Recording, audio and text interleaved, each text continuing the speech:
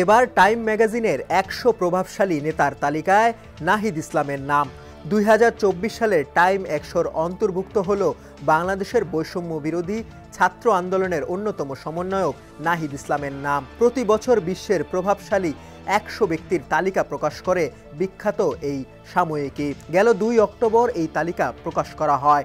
এতে উদীয়মান নেতা ক্যাটাগরিতে নাম রয়েছে নাহিদ ইসলামের। বয়স ২৬ পেরোয়নি, তবুও এর মধ্যেই বনে গেছেন মহান এক সংগ্রামের নেতা। বৈষম্য বিরোধী ছাত্র আন্দোলনের সমন্বয়ক হিসাবে বাংলাদেশের গণ অভ্যুত্থানের সামনের সারিতে ভূমিকা রাখেন নাহিদ ইসলাম। বাকিটা ইতিহাস।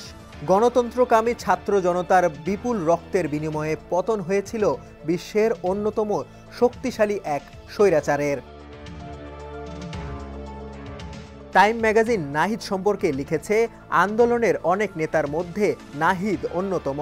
বাংলাদেশের কুখ্যাত গোয়েন্দা সংস্থা দ্বারা নির্যাতনের শিকার হওয়ার পরে জনমানুষের কাছে তার পরিচিতি আরও বাড়তে থাকে।